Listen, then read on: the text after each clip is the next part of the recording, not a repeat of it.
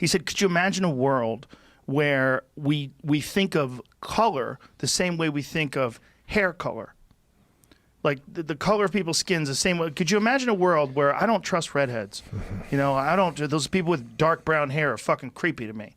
You know, all the people in my neighborhood that are blonde, they're all shady. Like, that seems so preposterous.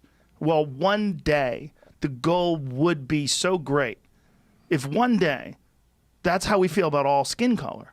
That it's no different than hair color. It's just characteristics that you were born with that you have no control over. Who you are is what's important. That's it. Yeah, and I think that's the position that the military puts you in.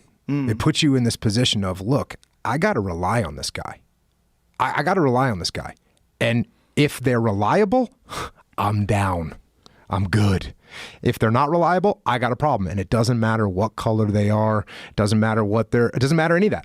It's like, is this person going to be there? Is this a good person that's going to be there to back me up? And that's all we care about. And so for me, this is like super regressive to be going through this, to watch the country go through this and think, wasn't I just 10 years ago, like overseas with a bunch of guys and we didn't care about any of this? Didn't enter into our minds. We're not looking at it all the time. And I guess part of it is because you're in a fight.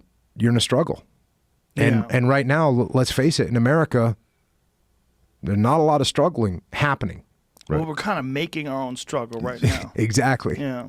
And I think one of the things you've talked about that's very important is that a lot of this divide is because of this really shitty way of communicating, whether it's through social media or whether it's through reading stories or watching videos.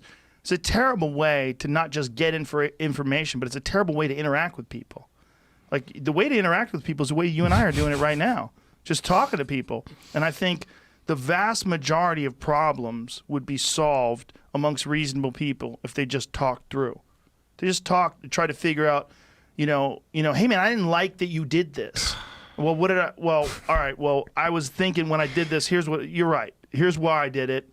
And this is what I was thinking, and I was wrong because of that. And if people could just say that, and people could accept that, and people could shake hands or hug it out, rather than have a fucking Twitter beef that leads to a gunfight. I mean, literally, that's the way we exchange information with each other back and forth through social media is the absolute worst way people can talk. You're not looking at each other. You don't get any social cues. You don't feel any empathy towards that person. That you're not in front of them. You're not there. And you're looking to see how many people agree or disagree, who's liking or disliking, because it's a public thing, right? So how many likes do they get? Their thing got 400 likes. Mine only got 20. Shit. Am I wrong here?